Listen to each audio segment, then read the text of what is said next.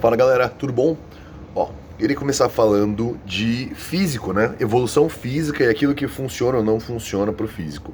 E para isso a gente precisa primeiro entender quais são os princípios da evolução do teu físico.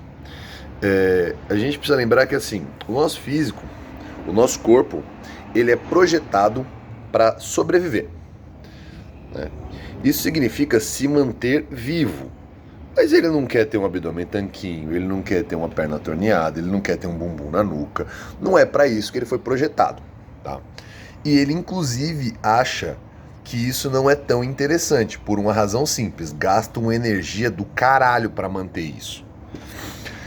Então, para que o teu corpo possa desenvolver essas características que não são naturais ao entendimento dele, você precisa mostrar que ter aquilo traz algum benefício para ele.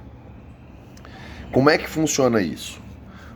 Se todo dia você carrega peso, então o teu corpo se torna forte. Por quê? Porque se todo dia carrega peso, ele tem que ser mais forte do que o peso que você carrega para que você possa continuar vivo.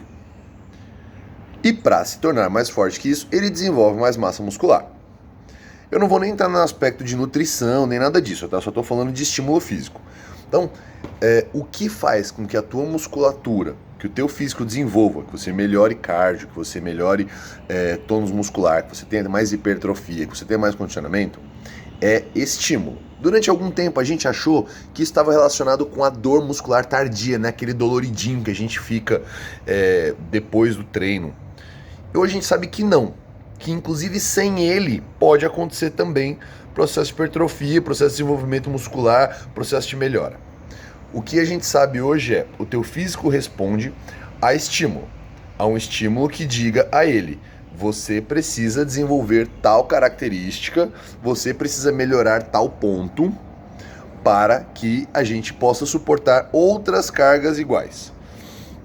Um exemplo disso é, vamos imaginar que você está fazendo um desenvolvimento. E aí você tem capacidade de desenvolver com uma carga qualquer, 20 quilos, 30 quilos, 40 quilos, para fazer 10 repetições. Só que você continua forçando, você fez 10 repetições, era aquilo que você estava pronto, você mandou mais duas, essas duas já foi bem sofrido, você forçou mais duas, já saiu meio cagado, meio no desespero, você forçou mais uma e ela falhou no limite. Ok. Ou mesmo que ela não falhasse, você chegou ali bem perto de falhar. O teu corpo entende que aquele estímulo é um estímulo acima daquilo que ele estava preparado inicialmente para fazer, tá? Então, em cima disso, ele entende que ele precisa ter alguma melhora para que da próxima vez que você der aquele mesmo estímulo, ele possa suportar aquela carga sem um sofrimento limite, sem se colocar em risco. E aí ele supercompensa e te torna um pouco mais forte. Tá?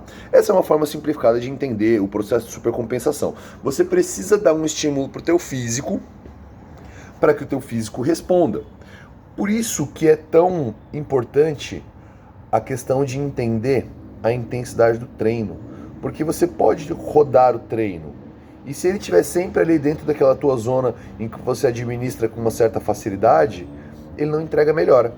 Você rodou treino, é verdade, você foi lá, você fez o treino, você tirou a foto, você marcou tá pago, tudo bem.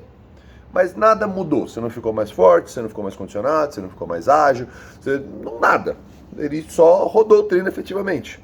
E tudo bem se você entender que isso traz algum conforto psicológico, ajudou a lidar com a ansiedade, aí é uma outra questão que você está atribuindo outros valores a ele, tá? Agora, para melhora física, o teu treino tem que te levar num momento em que o teu corpo perceba que ele precisa de um próximo passo, que ele precisa de uma outra evolução. Entendendo isso, o primeiro ponto que eu queria que a gente pegasse hoje é: o treino precisa ser desafiador. Ele precisa ter uma exigência e uma intensidade que te obriguem a ser melhor. Tá?